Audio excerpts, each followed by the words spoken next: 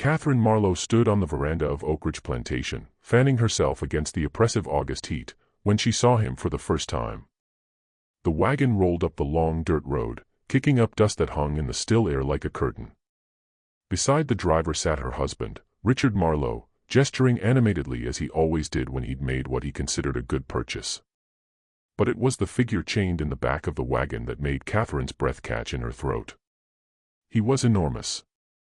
Even sitting hunched forward, his wrists shackled to the wagon bed, he towered over the two guards positioned on either side. His shoulders were so broad they seemed to block out the sun behind him. His hands, even bound, looked capable of crushing a man's skull with minimal effort. Yet there was something strange about him, a quality Catherine couldn't quite identify. He kept his head down, his posture submissive, almost defeated. A wet, rattling cough shook him periodically. His clothes hung loose on his frame, as if he'd recently lost weight. "Catherine," Richard called out as the wagon halted. "Come see what I've acquired. Wait until you see the size of this one.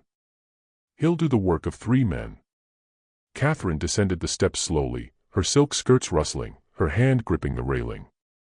She had seen many slaves arrive at Oakridge over the years. The plantation held 43 at present, but none had ever looked quite like this. As she approached, the giant raised his head slightly, just enough for her to see his eyes. They were dark, intelligent, and for the briefest moment, something flashed across them. Something that looked almost like calculation before he lowered his gaze again and coughed into his bound hands. "He's sick," Catherine observed, stepping back instinctively. "Richard, you didn't pay full price for a sick slave, did you?" Richard laughed, the sound booming across the yard. "A minor ailment, nothing more. The seller assured me it's just exhaustion from travel. A few days of rest and proper feeding, and he'll be strong as an ox. Look at the size of him, Catherine. Those arms, those shoulders. I got him for half what I'd normally pay because of that cough. It's the deal of the year." Catherine wasn't so sure. Something about the giant unsettled her, though she couldn't articulate what.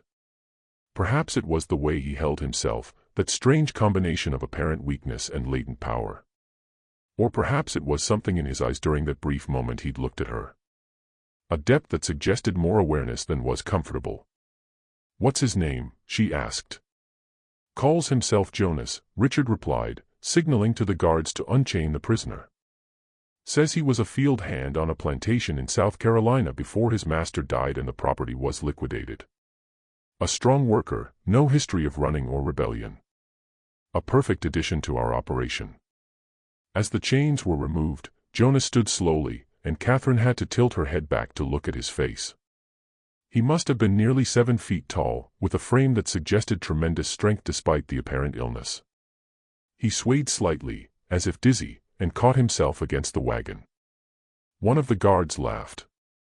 "Careful, big man. Don't want to fall and hurt yourself before you've done any work."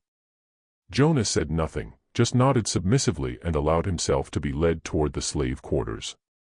Catherine watched him go, that uneasy feeling persisting in her chest like a stone. She had been raised on a plantation, had lived all her 28 years in the world of slavery, and had developed certain instincts about the people her husband owned. Something about Jonas felt wrong. Not dangerous exactly, he seemed too weak, too submissive to be dangerous, but wrong nonetheless.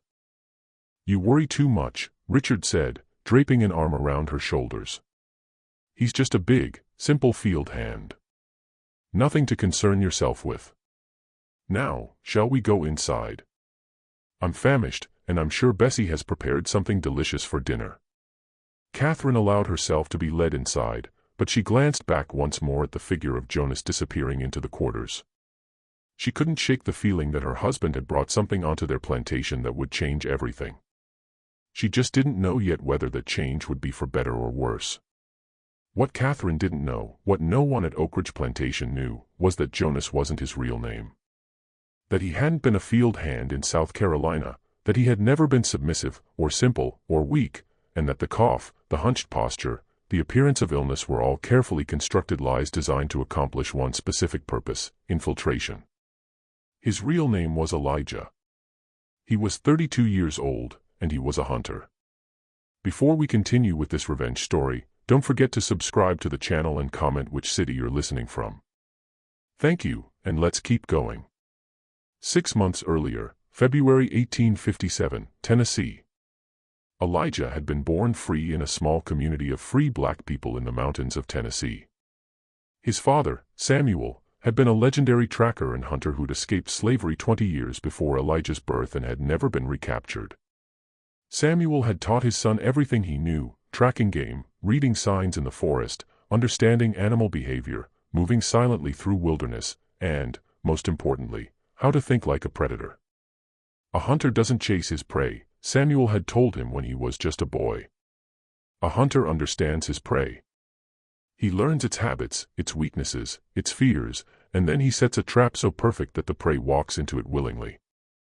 Elijah had become one of the finest hunters in the region, providing meat for his community and occasionally guiding wealthy white men on hunting expeditions, men who paid well and never asked questions about his status because his skills were too valuable. He had a wife, a small cabin, and a life that, while not easy in a nation that despised his skin color, even when he was technically free, was at least his own. Then, 3 years ago, everything changed. His mother, Ruth, had been born enslaved on a plantation in Georgia called Oak Ridge. She had escaped when Elijah was just an infant, traveling hundreds of miles north with him wrapped in a blanket against her chest, following the North Star and the whispered directions of the Underground Railroad. She had found Samuel, had built a life, had tasted freedom. But 20 years later, slave catchers found her. They came in the night with dogs and chains and a legal document that declared her the property of Richard Marlowe of Oak Ridge Plantation, Georgia. The law didn't care that she had lived free for 2 decades. Didn't care that she had a husband and a grown son. Didn't care that forcing her back into slavery was a cruelty that defied every principle of human decency. The Fugitive Slave Act was clear: escaped slaves could be captured and returned to their owners, no matter how long they had been free, no matter where they were found. Elijah had been away on a hunting trip when it happened. By the time he returned, his mother was gone. His father had tried to stop them and had been beaten so badly he couldn't walk. The cabin had been ransacked, and pinned to the door was a notice: property of Richard Marlowe, Oak Ridge Plantation, Georgia, legally reclaimed. Elijah held his father while the old man wept. Samuel, who had escaped slavery and built a life and taught his son to be strong and free, had been powerless to protect the woman he loved.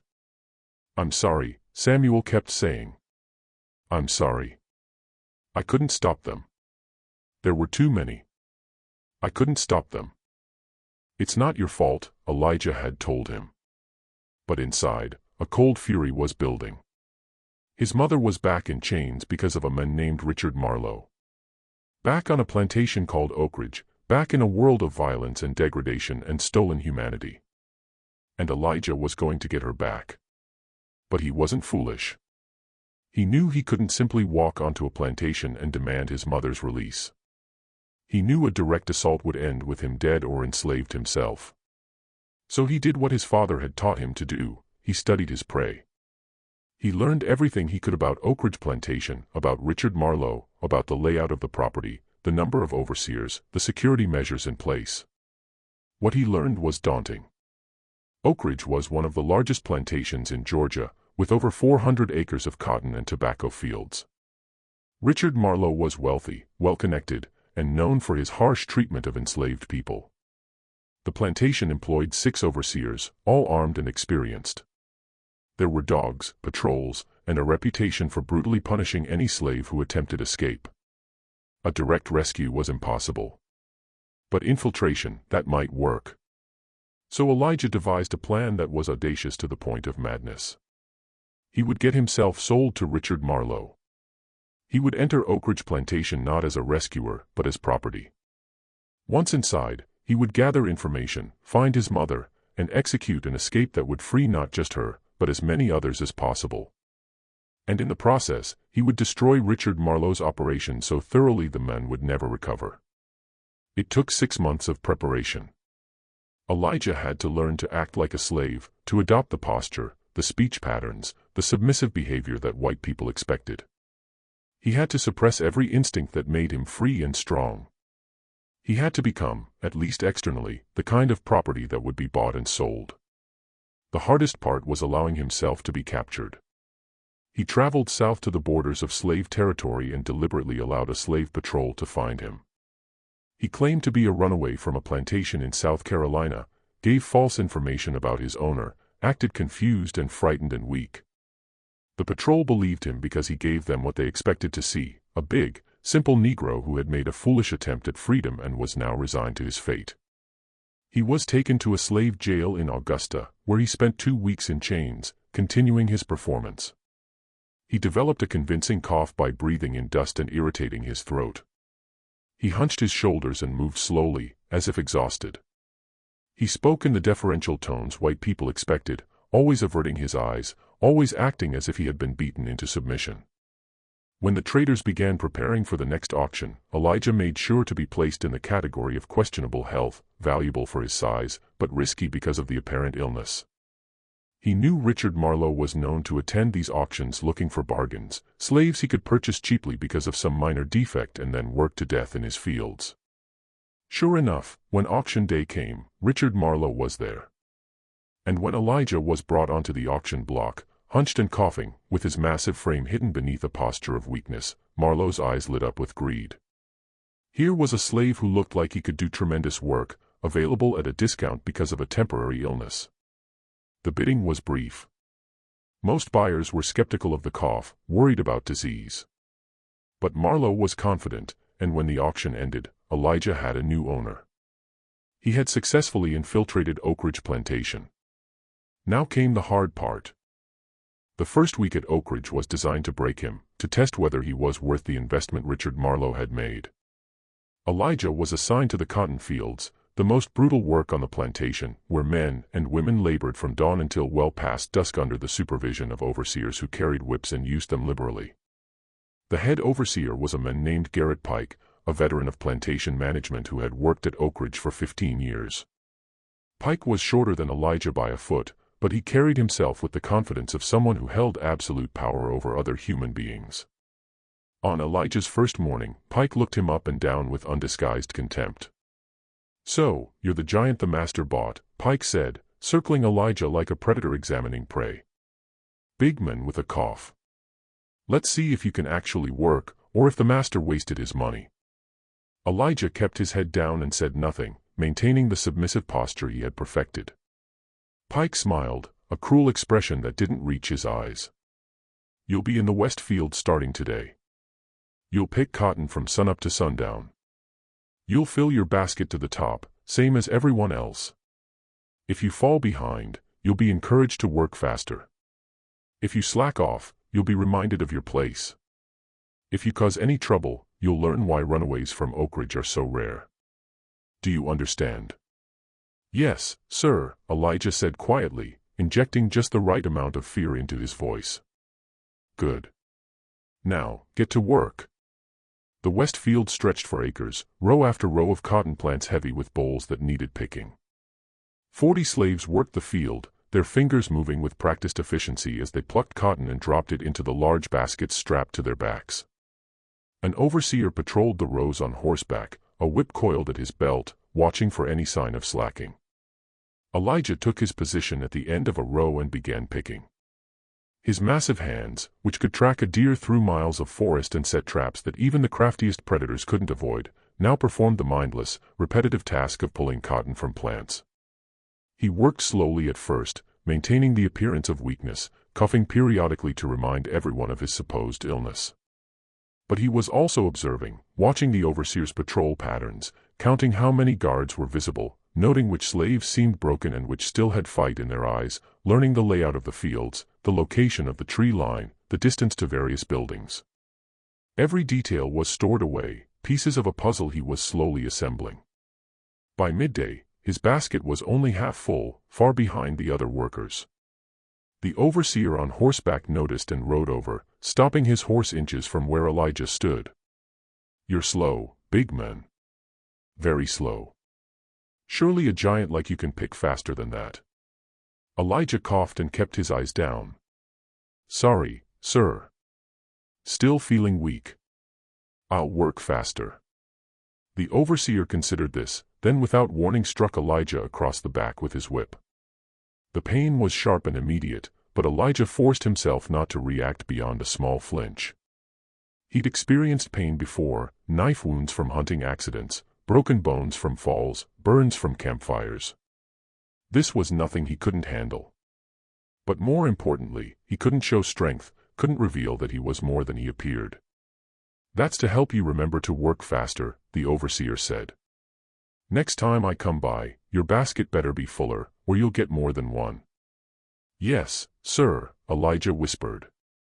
The overseer rode off, and Elijah resumed picking, now moving slightly faster but still maintaining his performance of weakness.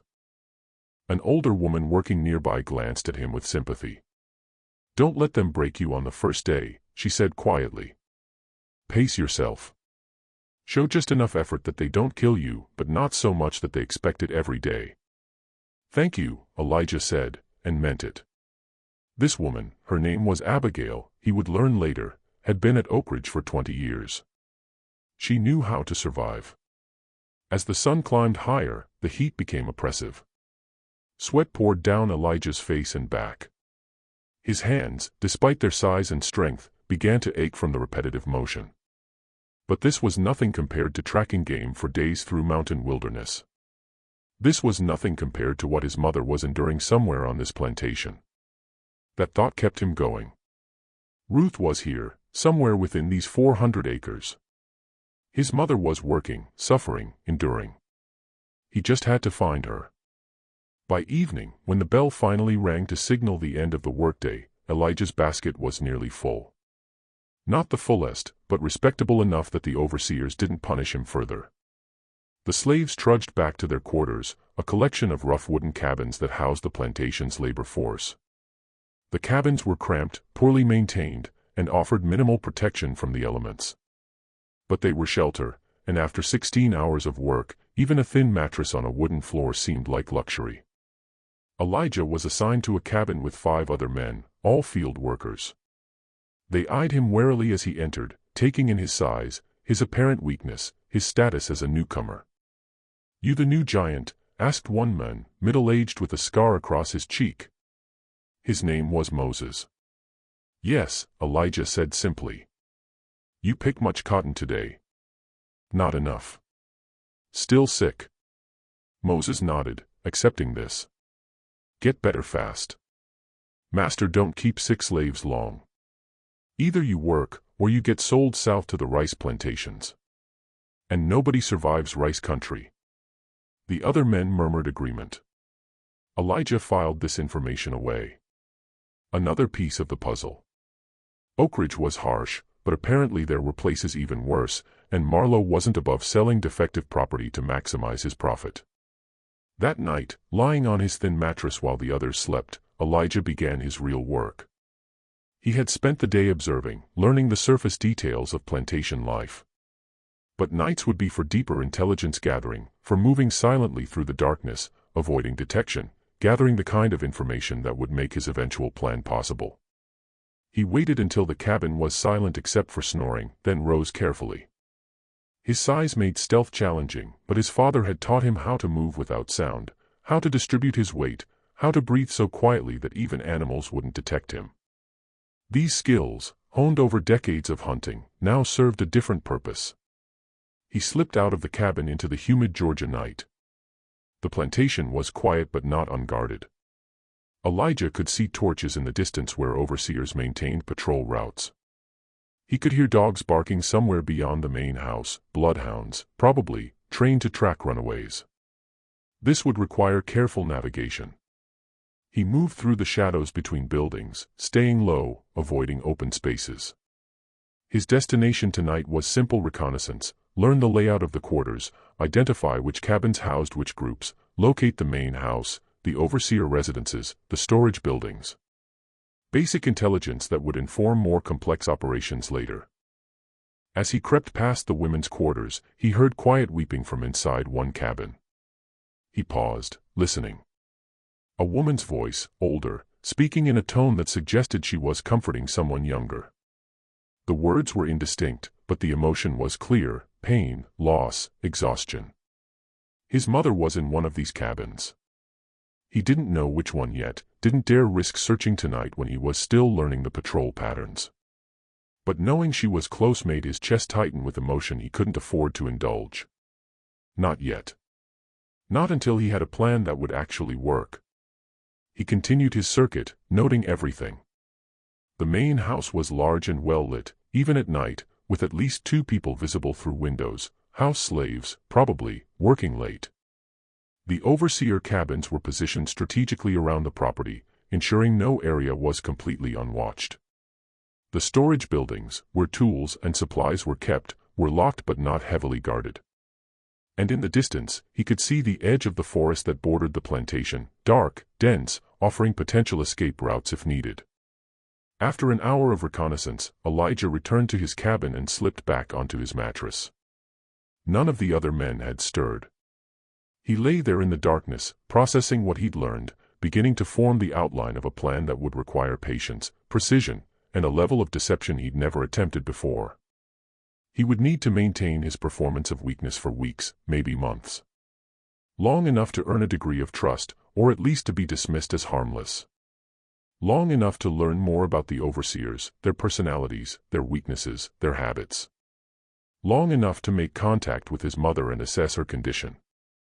Long enough to identify allies among the slaves who might be willing to risk everything for freedom. And then, when the time was right, he would stop being Jonas the weak field hand and become Elijah the hunter once more. And Richard Marlowe's plantation would learn what it meant to be prey. The next morning came too early, announced by a bell that rang across the plantation at dawn. The slaves rose immediately, knowing that delays resulted in punishment. They were given a brief period to eat a meager breakfast of cornmeal mush and water before being marched back to the fields. Elijah fell into the routine, continuing his performance. He picked cotton slowly but steadily, just fast enough to avoid beatings, but not so fast as to seem healthy. He coughed at regular intervals. He hunched his shoulders and moved as if every step required effort.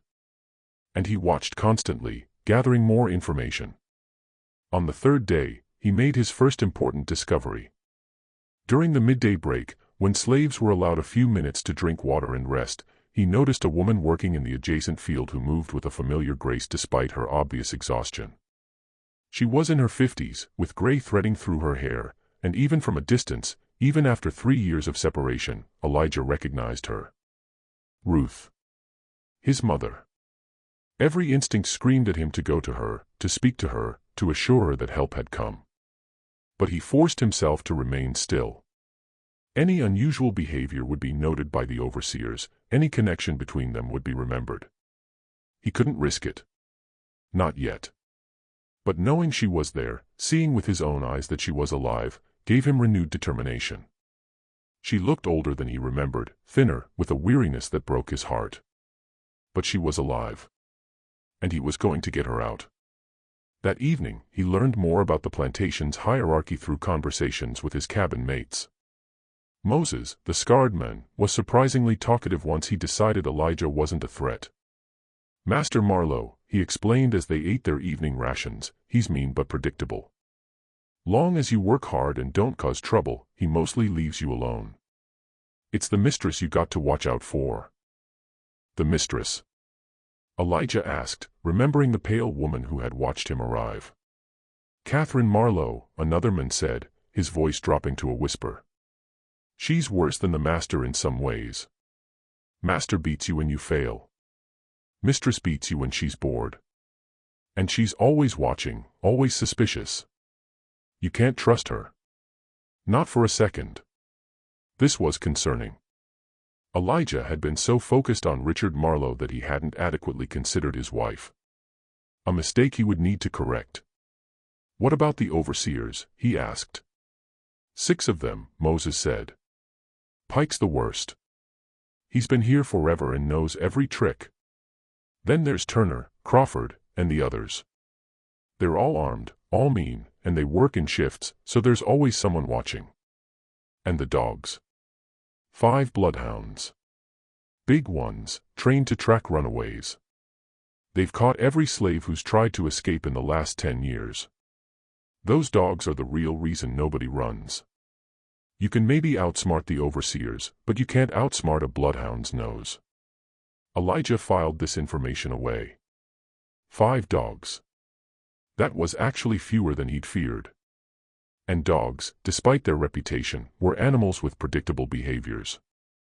He'd hunted with dogs, tracked with dogs, and, most importantly, he'd learned how to evade dogs when necessary. They weren't invincible. Anyone ever succeed in escaping? He asked casually. The cabin fell silent. Moses looked at him with something like pity. Why you asking? You thinking about running, big man? You'll be dead in a week. Or worse, you'll be caught and made an example of. Master Marlowe, he don't just whip runaways. He breaks them. Makes them wish they'd never been born. And then he sells them south to places where they work you to death in 6 months. Don't even think about it. I'm not, Elijah lied. Just curious. But the conversation told him something important. The slaves at Oak Ridge had been so thoroughly broken, so convinced of the impossibility of escape, that they wouldn't even consider it. This meant he couldn't count on mass cooperation. When the time came, he would have to act with a small, trusted group, or possibly alone. Over the following weeks, Elijah settled into the brutal routine of plantation life while secretly continuing his nocturnal reconnaissance. He mapped every building, every patrol route, every dog kennel. He identified where supplies were stored, where weapons were kept, where the overseers slept. He learned which guards were alert and which were lazy, which dogs were truly dangerous and which were mostly for show. And gradually, carefully, he began to make contact with slaves who seemed like potential allies.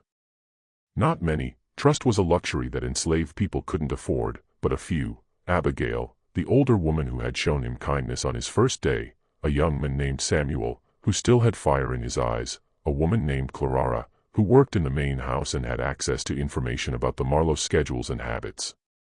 He didn't reveal his true purpose. Not yet. He simply established himself as someone who listened, who was thoughtful, who might be more than he appeared. Seeds that would grow when the time came. A month after his arrival, Elijah finally found an opportunity to speak directly with his mother.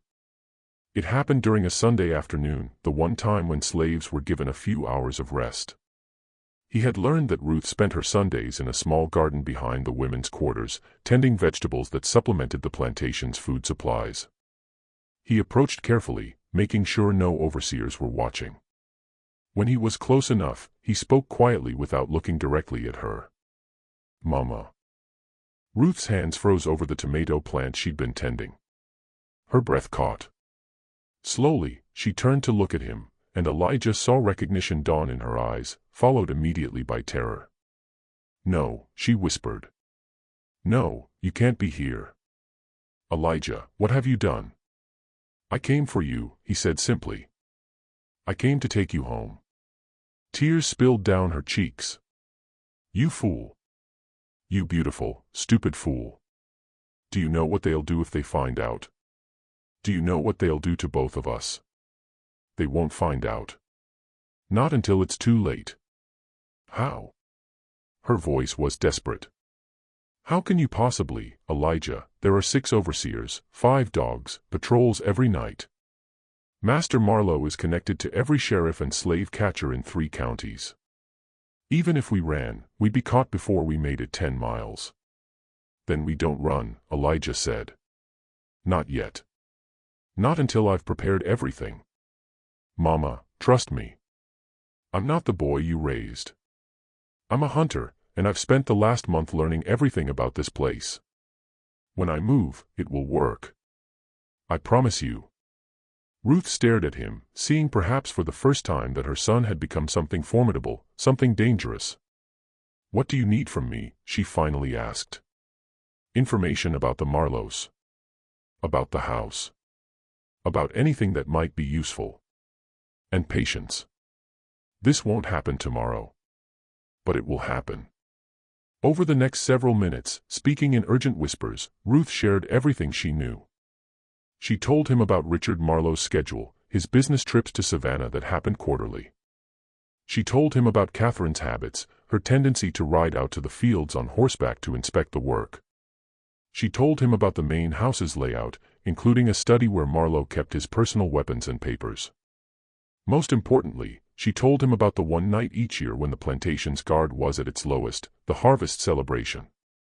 It was a tradition at Oak Ridge that when the cotton harvest was complete, Richard Marlowe hosted a large party for neighboring plantation owners. The event required all the house slaves to work in the main house, and the overseers were often drunk by midnight, celebrating with the white guests. It was the only time when security was truly lax. "When is the harvest celebration this year?" Elijah asked. 6 weeks. Early October. Perfect. Elijah felt pieces of his plan clicking into place. "That's when we move." Ruth asked. "We can't free everyone. Even if we could escape ourselves, trying to take 40 other people." "Not 40, Elijah interrupted. "But not just 2, either. I've been watching, Mama. There are people here who deserve freedom, who would fight for it if they believed it was possible. We're going to give them that chance." Ruth looked at her son, this man who had infiltrated a plantation, who had spent weeks playing weak while gathering intelligence, who spoke with a quiet confidence that came from genuine capability rather than bravado. And she felt something she hadn't felt in 3 years, hope. "Tell me your plan," she said. And for the next 20 minutes, while pretending to work in the garden, Elijah outlined exactly how he intended to destroy Richard Marlowe's operation and free not just his mother, but as many enslaved people as were willing to risk everything for liberation. It was audacious. It was dangerous. It relied on perfect timing and flawless execution. But it could work. And that night, as Elijah lay in his cabin pretending to sleep, he allowed himself a small smile. The trap was set. The prey had no idea what was coming. And in 6 weeks, Oak Ridge Plantation would learn what happened when you enslaved a hunter's mother. The giant they thought they'd bought wasn't weak, wasn't simple, wasn't broken. He was the most dangerous man they'd ever encounter. And their time was running out.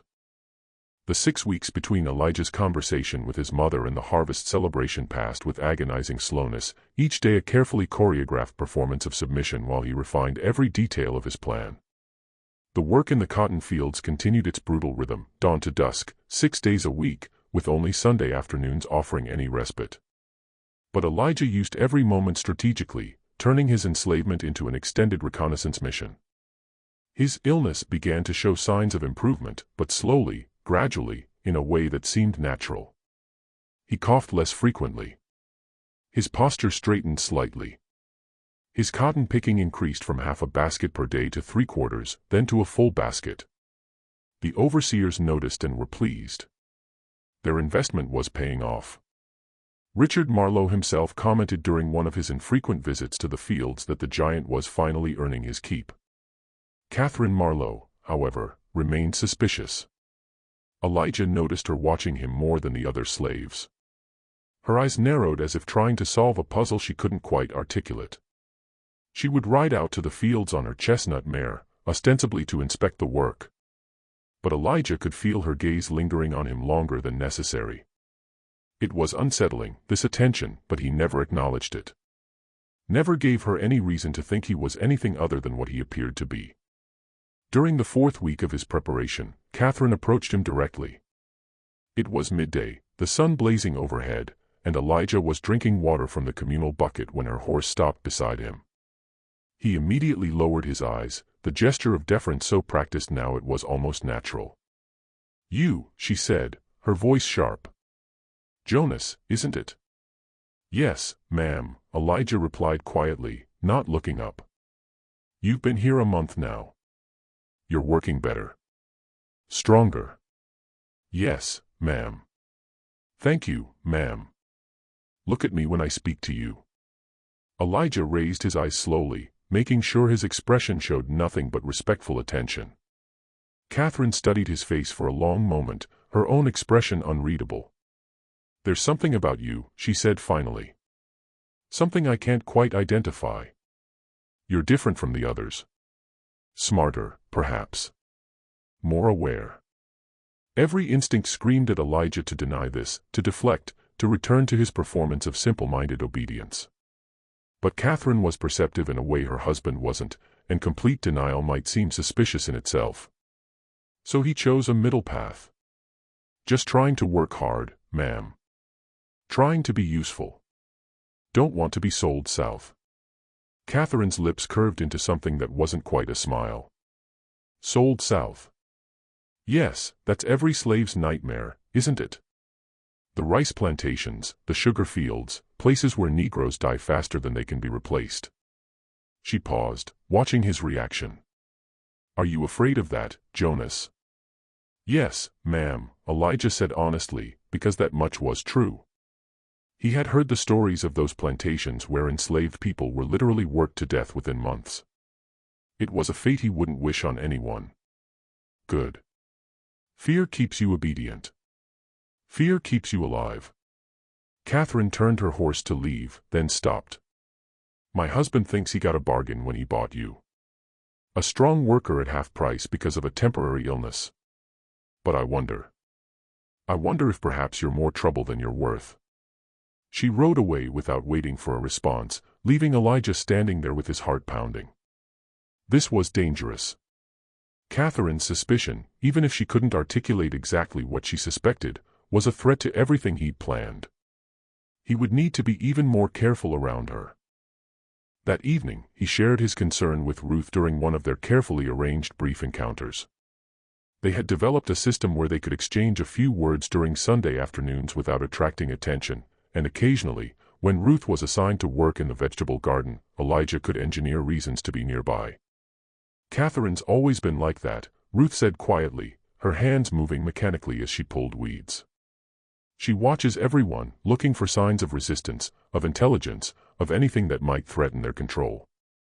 But she can't do anything based on suspicion alone. Just keep being what they expect to see. What if she convinces Marlowe to sell me before the harvest celebration? She won't. Richard's too pleased with your cotton production. As long as you keep working hard, he won't get rid of you. Catherine may suspect something, but she has no proof, and Richard doesn't listen to her hunches. Elijah nodded, filing this information away. It highlighted something he'd already observed. The marriage between Richard and Catherine Marlowe was not one of equals. Catherine was intelligent and perceptive, but in the world they inhabited, her opinions mattered less than her husband's financial calculations. As long as Elijah was profitable, he was safe. During the 5th week, Elijah began the most dangerous phase of his preparation, recruiting allies. He had identified 5 slaves who seemed like potential collaborators, people who still had fight in them, who weren't completely broken by the system. The challenge was approaching them without revealing too much, without creating a conspiracy so large that someone might betray it out of fear or hope of reward.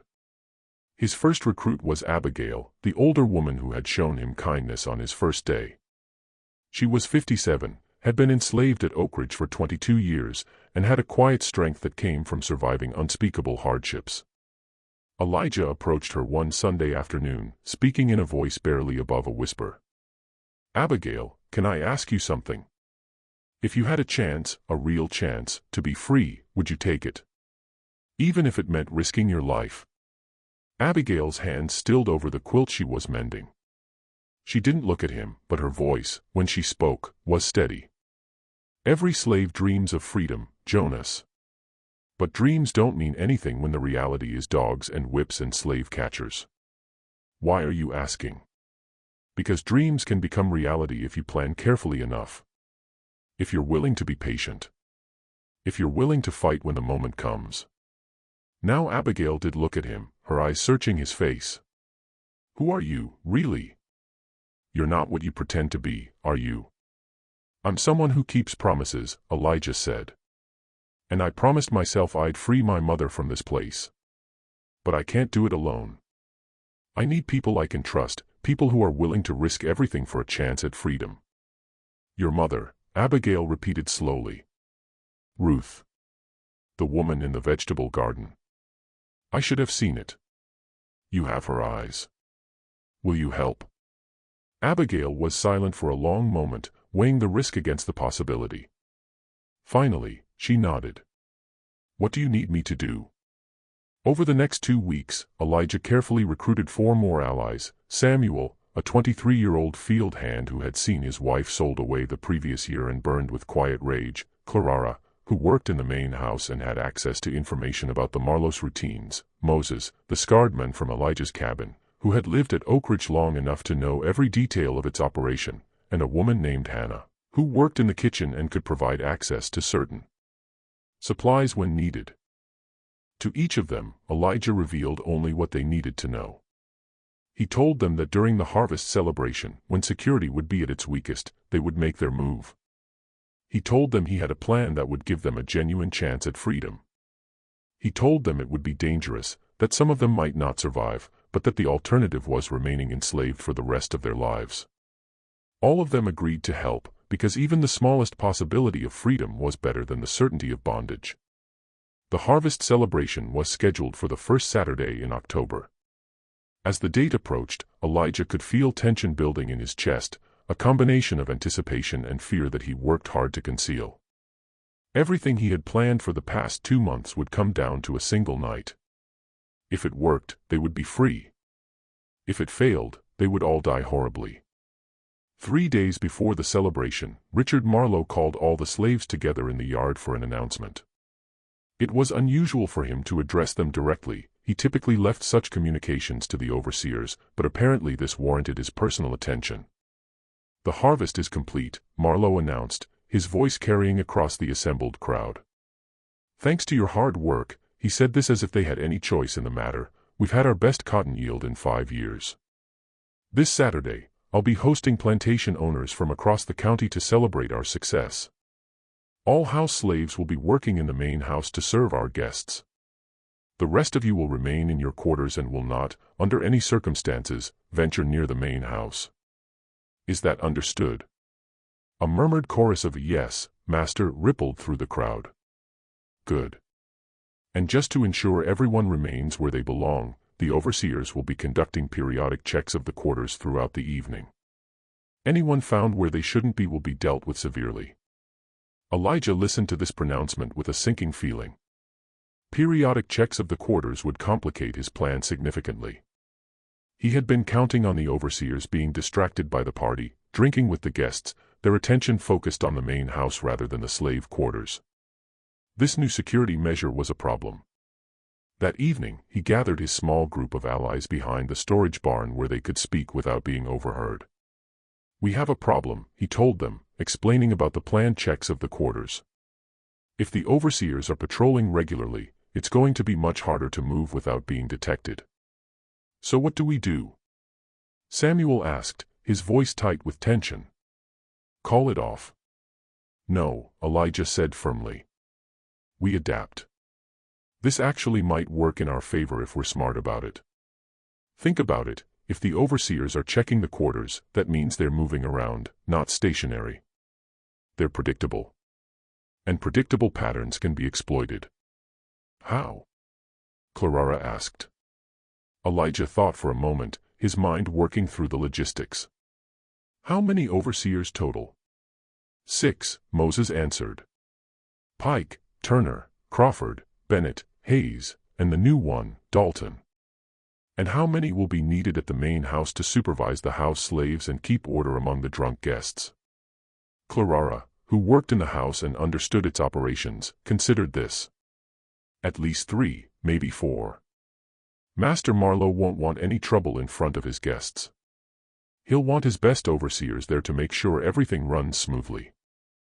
So that leaves 2, maybe 3 overseers to patrol the quarters," Elijah said, checking on 43 slaves spread across a dozen cabins. "That's a lot of ground to cover. They'll have to move in a pattern, a route that lets them check each cabin efficiently. And patterns can be timed." Understanding began to dawn on the others' faces. Moses nodded slowly. "If we can figure out their route, we can stay one step ahead of them. Move when they're checking the far cabins, be back in place before they circle around." "Exactly," Elijah said. "But we need to know their pattern, which means we need someone on the inside who can observe and report." "I can do that," Hannah said. She was a quiet woman in her 40s, easily overlooked, which made her perfect for observation. I'll be working in the kitchen during the party. I can watch when the overseers come and go, track their timing, and pass information to Clara. And I can get messages to whoever needs them, Clara added. I'll be serving in the dining room, moving between the main house and the kitchen. I can act as a courier. Elijah felt the plan coming together, adapting to the new constraints. Good. Here's what we do. Hannah tracks the overseer patrol pattern during the first hour of the party and gets the information to Clara. Clara passes it to Moses, who'll be in the quarters coordinating timing.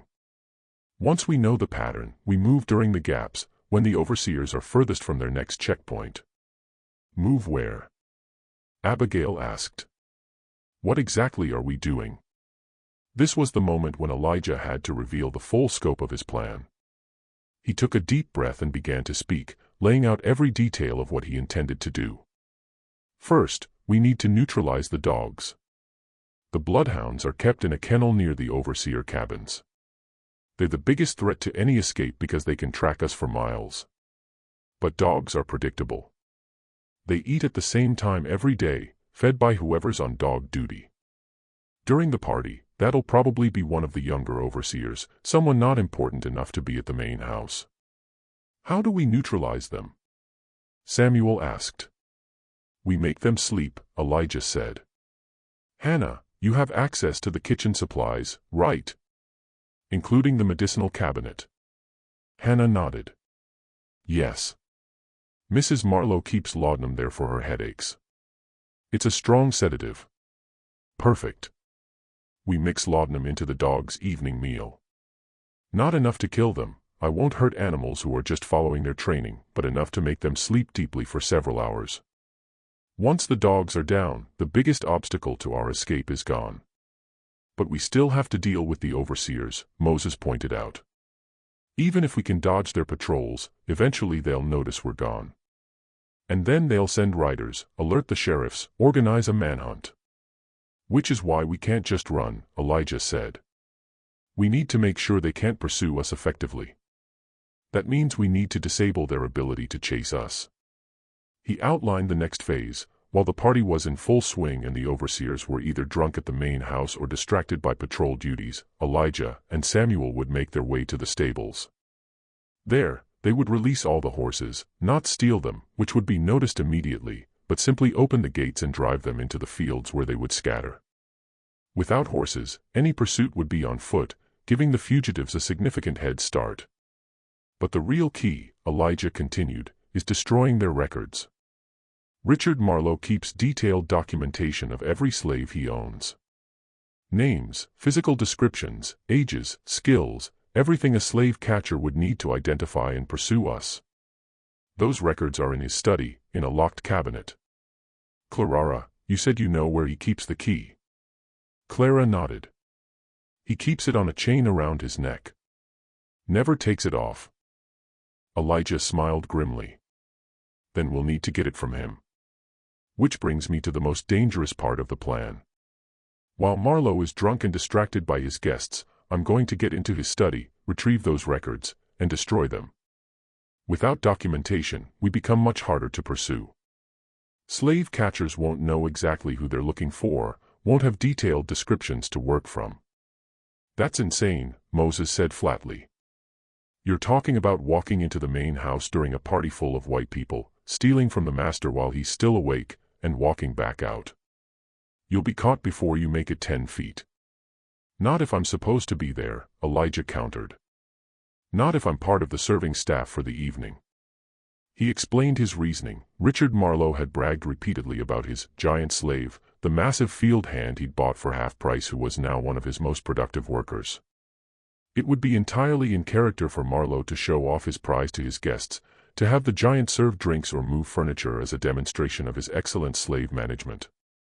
All Elijah needed to do was position himself in the right place at the right time, and Catherine, who managed the house slaves, might very well assign him to work the party. And if she doesn't? Abigail asked. Then I make sure she does. I'll volunteer. Act like I'm trying to be helpful to earn favor. She'll be suspicious, she's always suspicious, but she'll also be too busy managing a party for 40 guests to turn down free labor. The plan was audacious, filled with variables that could go wrong. But it was also the best chance they had. Over the next 2 days, they refined the details, assigned roles, identified fallback positions if things went wrong. Elijah drilled them on timing, on what to do if they were separated, on how to recognize the safe houses and underground railroad markers they might encounter once they made it past the immediate danger zone. And finally, Saturday arrived. The morning of the harvest celebration was chaotic. The main house was a hive of activity as house slaves prepared for the evening's festivities. Tables were set, food was prepared, the best china and silver were polished until they gleamed. In the fields, the remaining slaves worked a half-day, finishing final tasks before being dismissed to their quarters for the duration of the party. Elijah worked mechanically, his mind focused on the evening ahead. Everything depended on precise timing, on a dozen small things going right, on luck and skill combining in perfect measure. As the sun began to sink toward the horizon, he felt the weight of what he was about to attempt settling on his shoulders. At 4 p.m., the slaves were dismissed to their quarters. At 5 p.m., the guests began to arrive, plantation owners and their wives arriving in fine carriages, dressed in expensive clothes, ready to celebrate another successful harvest built on the backs of enslaved labor. By 6 p.m., the party was in full swing, and Elijah made his move. He approached the main house through the kitchen entrance, where Hannah was working frantically to keep up with the demands of feeding 40 guests. She saw him and nodded almost imperceptibly, the signal that she'd already dosed the dog's evening meal with laudanum. Phase 1 was underway. "What are you doing here?" demanded the cook, a free black woman named Bessie who oversaw the kitchen. "You're supposed to be in the quarters." "I know, ma'am," Elijah said respectfully. "But I heard the mistress might need extra hands for the party, and I wanted to offer my help. I can carry heavy things, move furniture, whatever is needed." Bessie looked skeptical, but at that moment, Catherine Marlowe swept into the kitchen, her face flushed with stress. "Bessie, we need more chairs brought in from the storage room, and the heavy ones are too much for the house boys." "Do we have anyone?" She stopped when she saw Elijah. Her eyes narrowed. "What are you doing here, Jonas?" "Volunteering to help, ma'am. I'm strong. I can move whatever needs moving." Catherine studied him for a long moment, and Elijah could see the suspicion in her eyes, the same feeling that had made her watch him more closely than the other slaves. But she was also practical, and the party was demanding more labor than she had available. "Fine," she said finally. "You'll work under Clarara's supervision. You do exactly what you're told. Nothing more, nothing less. If I catch you anywhere you're not supposed to be, you'll regret it. Understood?" "Yes, ma'am." "Thank you, ma'am." And just like that, Elijah was inside the main house with legitimate reason to be there. He caught Clarara's eye across the room, and she gave him the smallest nod. They were in. For the first 2 hours, Elijah played his role perfectly. He moved furniture, carried serving platters, refilled wine bottles, and generally made himself useful while staying as invisible as possible. He observed everything, the layout of the house, which he'd heard described but never seen firsthand, the locations of exits and hiding places, and, most importantly, Richard Marlowe's behavior. The master was drinking heavily, becoming progressively louder and more boisterous as the evening wore on. He bragged about his cotton yield, about his management techniques, about his success as a plantation owner.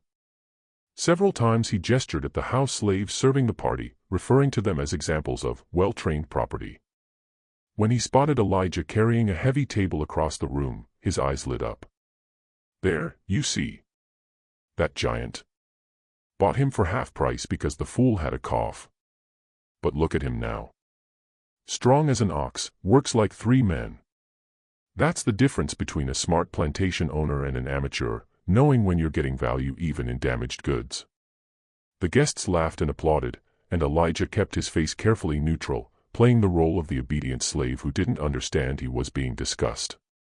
But inside, he marked the moment, marked the casual dehumanization, the way Marlowe spoke about him as if he were livestock, added it to the long list of reasons why what he was about to do was not just justified, but necessary. By 9 p.m., Richard Marlowe was thoroughly drunk. So were most of his guests. The overseers who had been assigned to the party, Pike, Turner, and Crawford, were drinking as well, their vigilance deteriorating with every glass of whiskey. And outside, according to the information Clara had passed him, the patrol pattern of the overseers checking the quarters had become predictable. They were doing cursory checks every 30 minutes, spending most of their time chatting with each other rather than actually searching. It was time. Elijah caught Clara's eye and nodded toward the hallway that led to Marlowe's study. She understood immediately and created a distraction, dropping a tray of glasses that shattered spectacularly on the floor, drawing everyone's attention. In the commotion, Elijah slipped down the hallway unseen. Marlowe's study was locked, but the door was old and the lock was simple. Elijah had prepared for this. He had hidden a thin piece of metal in his boot that morning. He worked it into the lock, feeling for the mechanism, and within 30 seconds heard the satisfying click of tumblers falling into place. He eased the door open, stepped inside, and closed it behind him. The study was exactly as Ruth had described, a large desk, bookshelves lining the walls, and in the corner, a locked cabinet where Marlowe kept his important papers and personal weapons. The cabinet was more secure than the door had been, and Elijah knew he couldn't pick this lock, not without tools he didn't have and time he couldn't spare. Which meant he needed the key. The key that hung on a chain around Richard Marlowe's neck. Elijah stood in the darkness of the study, considering his options. He could search for another way into the cabinet, but that would take time and might not succeed. He could abandon this part of the plan, but without destroying those records, their escape would be significantly more dangerous. Or he could do something audacious, something that would either work perfectly or get him killed. He chose audacity. Elijah left the study, slipped back down the hallway, and returned to the party. Richard Marlowe was now so drunk he was slurring his words, holding onto the table for balance. Perfect. Elijah approached with a wine bottle, playing the attentive servant. More wine, master, he asked quietly. Marlowe waved his glass in what might have been a nod. As Elijah poured, he stumbled, just slightly, just enough to jostle Marlowe's arm and spill wine down the front of his expensive jacket. You clumsy fool! Marlowe roared, suddenly furious despite his inebriation. Several guests turned to look. Look what you've done. This jacket cost more than you're worth. I'm so sorry, master, Elijah said, genuine fear in his voice, or what sounded like genuine fear. Please, let me help clean it. If we get water on it quickly, it might not stain. Still cursing, Marlowe allowed himself to be led from the room by Elijah and Clara, who had materialized at exactly the right moment. They took him to a small washroom off the kitchen, where Clara began dabbing at the wine stain with a wet cloth while Marlowe continued his drunken tirade. Stupid, worthless. I should sell you south, rice plantations, teach you to be careful. While Clara worked on the jacket, Elijah positioned himself behind Marlowe, ostensibly to help remove the garment. His massive hands moved with surprising delicacy, and in the confusion of cloth and arms and Marlowe's drunken swaying, those hands found the chain around Marlowe's neck. A quick pull, a snap of cheap metal, and the chain came free. Elijah palmed the key and slipped it into his pocket in one smooth motion. There, master, Clara said, stepping back. I think we got most of it. It should be fine once it's properly cleaned. Marlowe was too drunk to notice the missing chain. He stumbled back toward the party, still cursing, while Elijah and Clara exchanged a brief, triumphant glance. They had the key. Elijah waited 10 minutes, making sure Marlowe was thoroughly distracted by his guests, then slipped back to the study.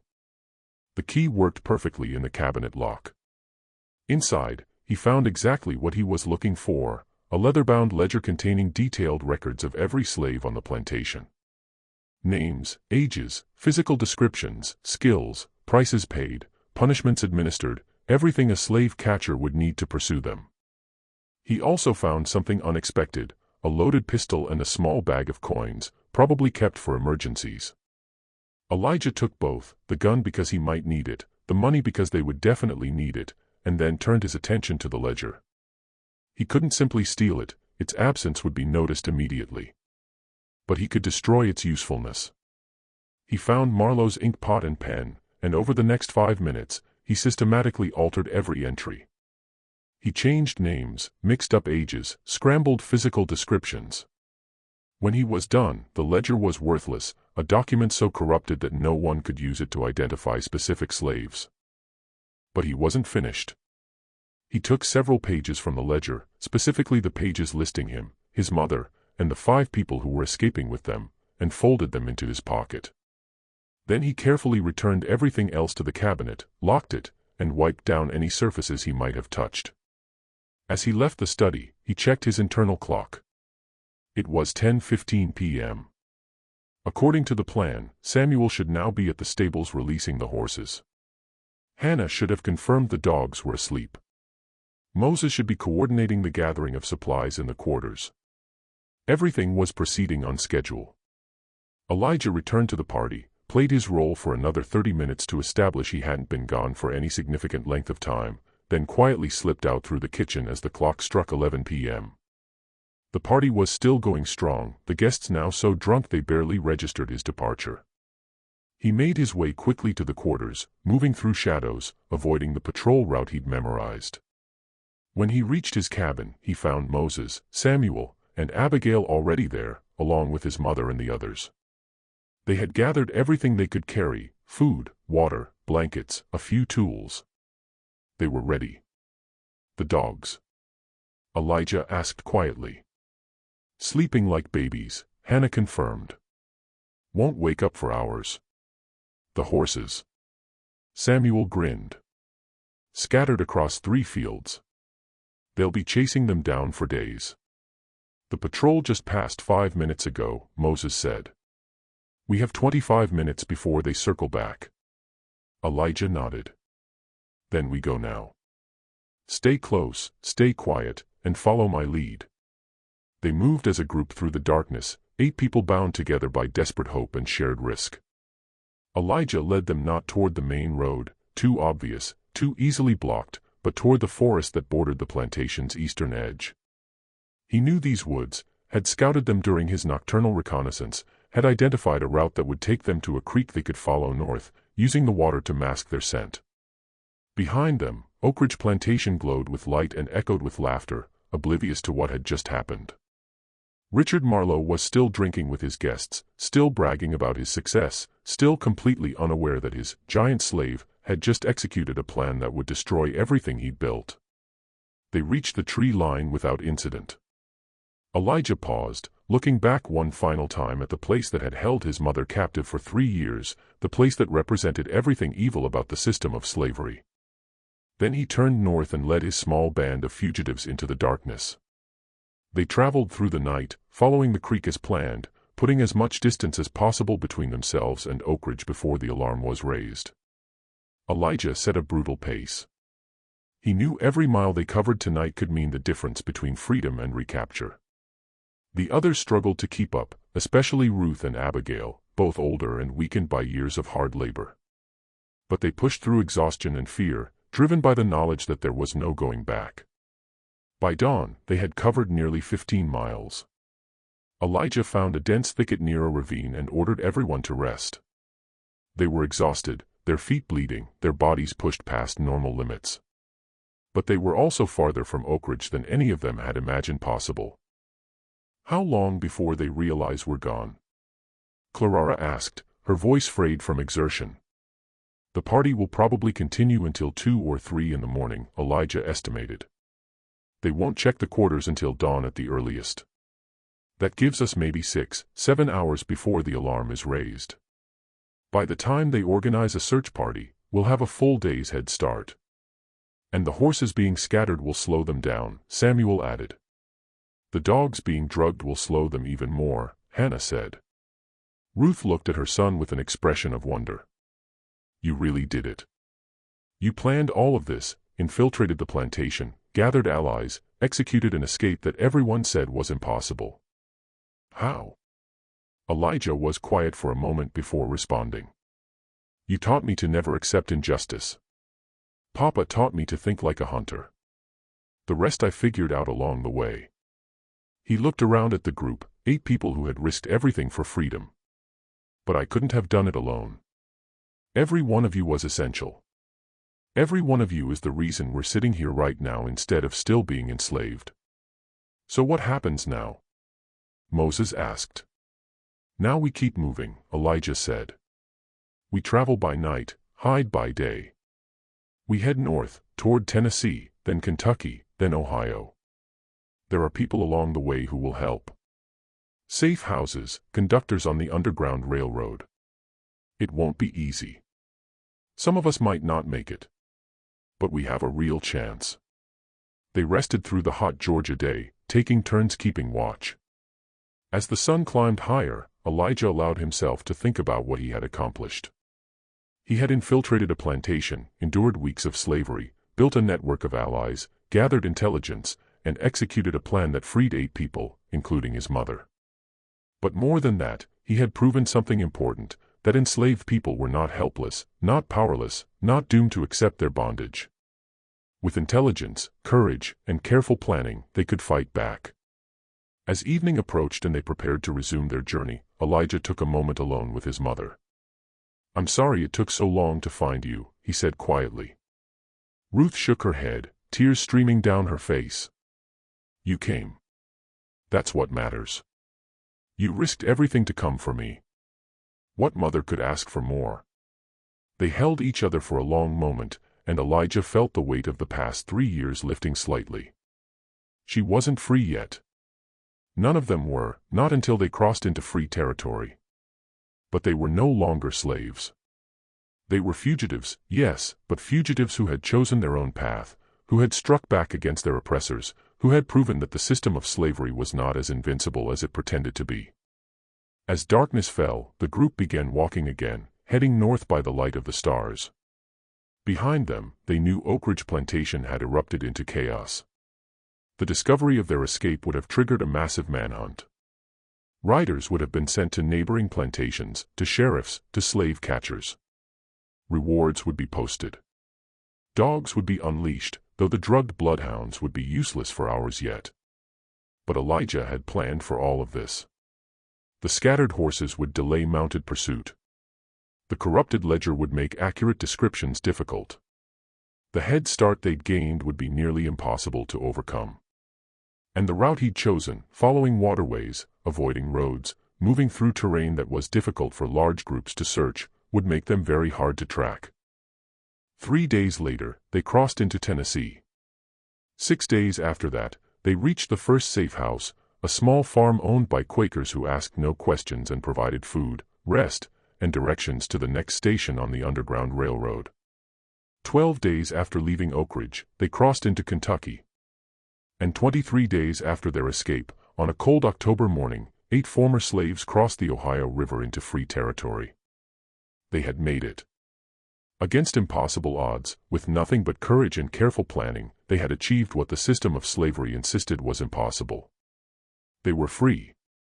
Years later, when Elijah was an old man living in Canada, he would tell the story of his infiltration of Oak Ridge Plantation to his grandchildren.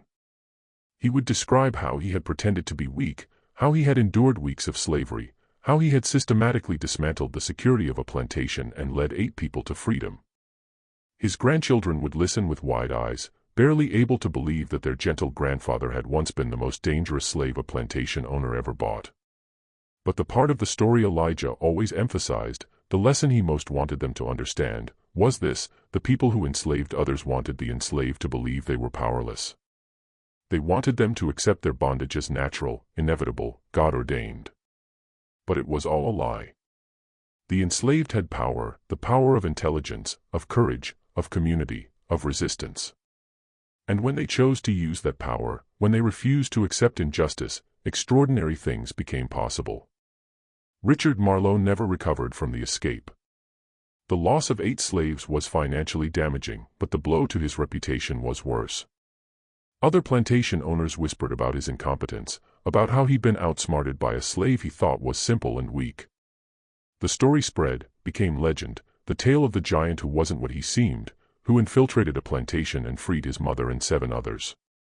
It became a source of hope for enslaved people across the South, a reminder that resistance was possible, that freedom could be won. Catherine Marlowe, for her part, never forgave herself for not trusting her instincts. She had known there was something different about Jonas, something dangerous beneath the surface. But she hadn't acted on that knowledge, and it had cost them dearly. She lived the rest of her life with the knowledge that she had seen the truth and ignored it. As for Elijah, he lived to see the end of slavery. Lived to see the Civil War and emancipation and the slow, painful reconstruction of a nation that had been built on bondage. He raised children and grandchildren in freedom. Taught them to read and write. Gave them opportunities he'd had to fight for. And he never forgot the 8 people who had trusted him enough to risk everything for a chance at freedom. Because that night, when they walked away from Oak Ridge Plantation and headed north toward freedom, they had done more than escape. They had proven that they were not property, not objects to be owned and controlled. They were human beings with agency and courage and the fundamental right to determine their own destiny. And no one, not Richard Marlowe, not the slave catchers, not the entire system of slavery itself, could ever take that away from them. They had chosen freedom. And that choice, that single act of defiance in the face of overwhelming oppression, was worth more than all the plantations in the South.